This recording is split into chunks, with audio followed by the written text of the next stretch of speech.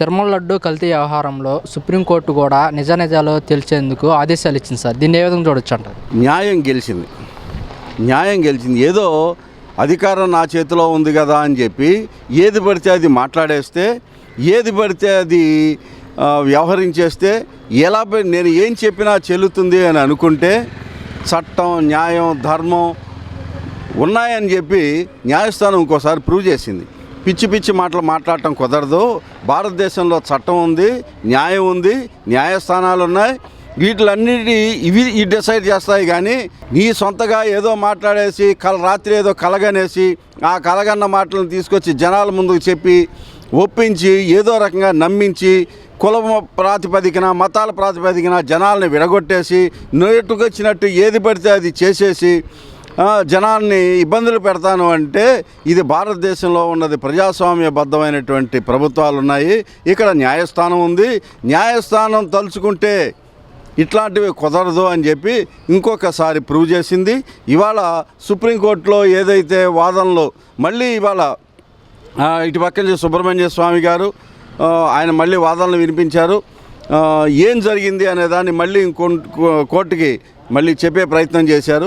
ఇవన్నీ చెప్పిన మీదట సుప్రీంకోర్టు రాష్ట్ర ప్రభుత్వానికి గట్టిగా లాగిపెట్టి చెంపదెబ్బ కొట్టింది. ఆ కొట్టటంలో కూడా దిమ్మ తిరిగిపోయేలాగా మళ్ళీ అదేదో సినిమాలో ఉంటాడు, ఎవడు కొడితే దిమ్మ తిరిగి మైండ్ బ్లాక్ అవుతుందో ఆడే పండు అంటాడే, అదే సుప్రీంకోర్టు. ఇవాళ కొడితే దిమ్మ తిరిగిపోయేటట్టుగా రాష్ట్ర ప్రభుత్వానికి సిట్టు వేసే అధికారం కూడా లేదు, ఆయిల్ వేయటానికి అన్నట్టుగా సుప్రీంకోర్టు ఇవాళ మాట్లాడింది.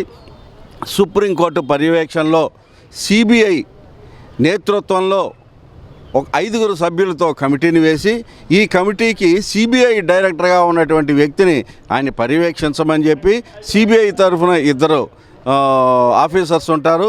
అలాగా రాష్ట్ర ప్రభుత్వం నుంచి కూడా 2 ఆఫీసర్స్ని దానిలో పెట్టి 5వ వ్యక్తిగా ఫుడ్ అండ్ సేఫ్టీ అధికారులని అసలు దీనిలో కలిసిందా కలవలేదా ఆ టెక్నికల్ ఆస్పెక్ట్స్ని పర్యవేక్షించడానికి ఫుడ్ అండ్ సేఫ్టీ అధికారులను ఒకరిని పెట్టమని ఈ 5గురితో కమిటీ వేసి ఈ 5గురు కమిటీని సిబిఐ డైరెక్టర్ పర్యవేక్షించమని, ఎప్పటికప్పుడు ఏం జరుగుతోంది అనే విషయాన్ని సుప్రీంకోర్టుకు తెలియజేయమని చెప్పి చాలా పకడ్బందీగా ఇవాళ సుప్రీంకోర్టు ఇచ్చినటువంటి తీర్పు ఏదైతే ఉందో అదే రాష్ట్ర ప్రభుత్వానికి చెంపపెట్టు లాంటిదనే అనుకోవాలి.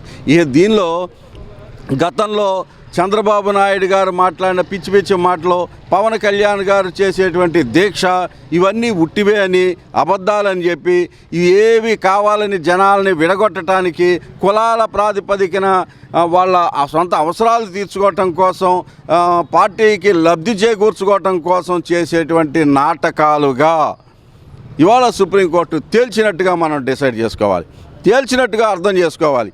భారతదేశంలో కాదు, ఇంకా ప్రపంచవ్యాప్తంగా ఉన్నటువంటి 140 కోట్ల మంది హిందూ జనాభా ఎవరైతే ఉన్నారో వీళ్ళందరినీ మనోవేదనకి గురి చేశారు ఈ రాష్ట్ర ప్రభుత్వం.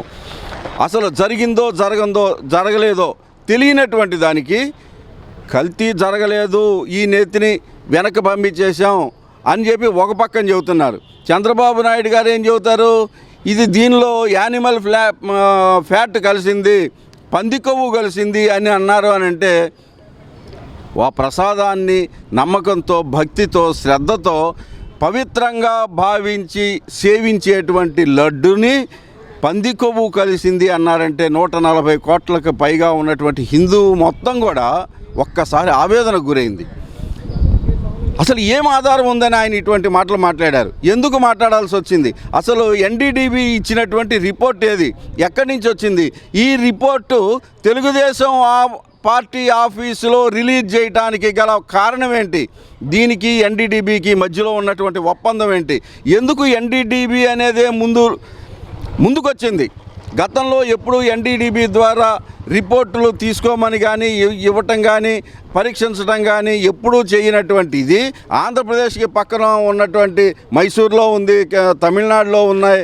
ఈ ఇన్ని ల్యాబులు పెట్టుకొని కావాలని చంద్రబాబు నాయుడు గారు గుజరాత్ సందర్శించిన తర్వాత దీన్ని తీసుకెళ్ళి గుజరాత్లోనే ఎందుకు పరీక్షించారు?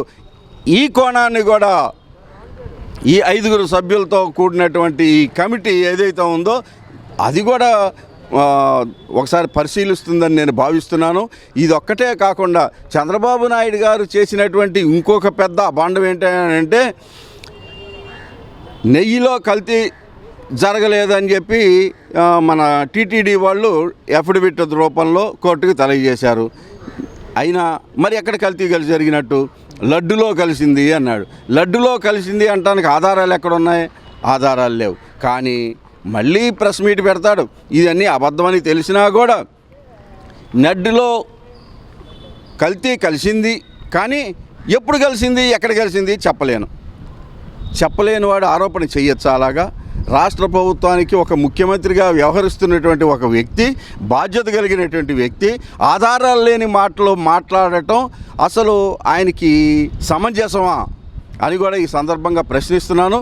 అది కూడా ఆయన ఏ ఆధారాన్ని బేస్ చేసుకొని లడ్డూలో గతంలో కలిసింది యానిమల్ ఫ్యాట్, పంది కొవ్వు కలిసిందని ఏ రకంగా చెప్పాల్సిన అవసరం ఎందుకు వచ్చింది, ఇంతమంది మనోభావాలతో ఆడుకోవాల్సిన అవసరం ఎందుకు వచ్చింది అనే విషయాన్ని కూడా ఆ 5 సభ్యుల బృందం ఏదైతే ఉందో అది ఖచ్చితంగా తేలుస్తుంది. దీన్ని అయితే నేను ఒకటి ఆశించింది ఏంటంటే సుప్రీంకోర్టు ఈ తీర్పిస్తూ దీనికి ఏమన్నా ఒక కాల పరిమితి పెడుతుందేమో అని ఆశించాను. ఓ 4 నెలల 3 నెలల ఇచ్చి ఈ 3 నెలల లోపల దీన్ని మొత్తాన్ని క్షుణ్ణంగా పరిశీలించి ఆ రిపోర్టుని సుప్రీంకోర్టుకు మాకు అందజేయండి అని అంటుందేమో అని ఆశించాను. కానీ ఈ కాల పరిమితి లాంటిది పెట్టలేదు అని అర్థమైంది. అయితే ఈ తీర్పు వెలువడిన వెంటనే సుబ్రహ్మణ్య స్వామి గారు కూడా ఒక ట్వీట్ చేశారు. ఏం ట్వీట్ చేశారనంటే ఈ 5 సభ్యుల బృందం దీన్ని పర్యవేక్షిస్తుంది, దీన్ని ఎగ్జామిన్ చేస్తుంది, దీని మీద విచారణ చేస్తుంది, చూద్దాం అని మాత్రమే చేశాడు. చూద్దాం అని అంటే సుబ్రహ్మణ్య స్వామి గారి ఆలోచన మేరకు ఇది ఖచ్చితంగా చెయ్యని పక్షంలో, ఖచ్చితంగా న్యాయం జరగని పక్షంలో మీకైనా సరే మొట్టిగాయలు మొట్టడానికి నేను సుబ్రహ్మణ్య స్వామిని ఒకని ఇంకా బతికే ఉన్నాను, మీ అంతు తెలుస్తాను అని ఆయన చెప్పినట్టుగా నాకు అర్థమైంది.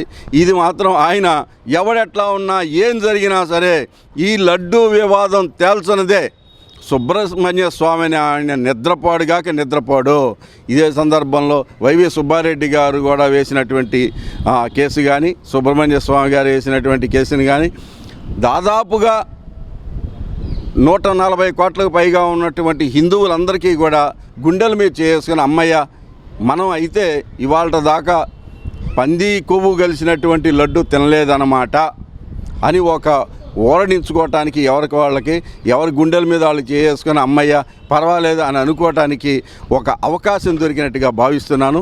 ఈ కమిటీ ఏదైతే ఉందో ఇది రాబోయే రోజుల్లో వాళ్ళు చేసేటువంటి విచారణలో గతంలో ఎప్పుడన్నా ఇటువంటి కలిసే అవకాశం ఉందా, కలిస్తే అటువంటి ఛాన్సు ఎక్కడుంది? చంద్రబాబు నాయుడు గారు ఆరోపించినట్లుగా ఈ కల్తీ అనేది ఇప్పుడు దొరకలేదు, మన సాక్ష్యాలు దొరకకుండా గతంలో ఇంకెప్పుడన్నా ఇట్లాంటివి ఆయన జరిగినాయని ఆయన అంటున్నారు. ఆయనకి ఆధారం లేదు. కానీ ఆయన ఆధారం లేని మాటలకి ఇంకెక్కడన్నా ఆధారం ఉందా? వీటిలన్నింటినీ కూడా పరిశీలించే అవకాశం ఈ 5 సభ్యులతో కూడిన ఈ బృందానికి విచారిస్తుంది. ఖచ్చితంగా చంద్రబాబు నాయుడు గారికి ఇవాళ మొట్టికాయలు పడినాయి, వీపు మీద చాచిపెట్టి కొట్టింది ఇవాళ సుప్రీంకోర్టు.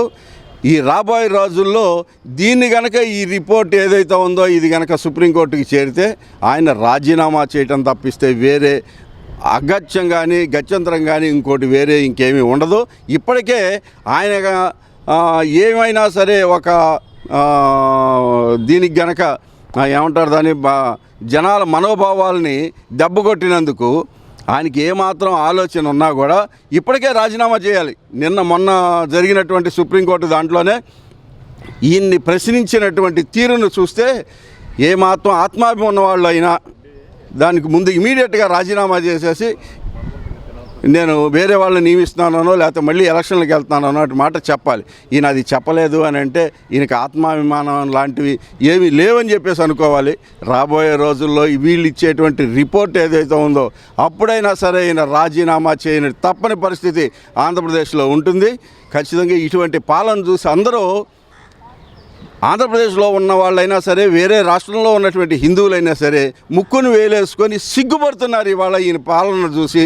ఈయన యొక్క అంతరంగం ఏ విధంగా ఉంటుంది, ఈయన విచ్ఛిన్నకర ధోరణులు ఏ రకంగా ఉంటాయి, కులాల మతాల మధ్యన విభేదాలను రెచ్చగొట్టి ఏ రకంగా ప్రయోజనం పొందాలని ఆశిస్తాడు, ఇతని యొక్క ఆలోచన ఏ రకంగా ఉంటుందనేది గతంలో ఎన్నోసార్లు ఎంతోమంది చెప్పినా కూడా ఇవాళ మళ్ళీ జనాల మనోభావాల్ని రెచ్చగొట్టడం ద్వారా ఈయన ఏ రకంగా ఏం చేయదలుచుకున్నాడో ఇంకోసారి నిరూపితమైంది. ఇటువంటి నాయకులు ఆంధ్రప్రదేశ్కి అవసరమా అని చెప్పి ఈ సందర్భంగా నాకు కూడా అనిపిస్తోంది. రాబోయే రోజుల్లో సుప్రీంకోర్టులో మళ్ళీ ఇంకొకసారి చంద్రబాబు నాయుడు గారికి ఈ రిపోర్టు అందటం ద్వారా మళ్ళీ మొట్టిగాయలు పడే పరిస్థితి ఖచ్చితంగా కలుగుతుంది అని చెప్పి అప్పుడైనా సరే రాజీనామా చేయక తప్పదని చెప్పి ఈ సందర్భంగా తెలియజేస్తున్నాం.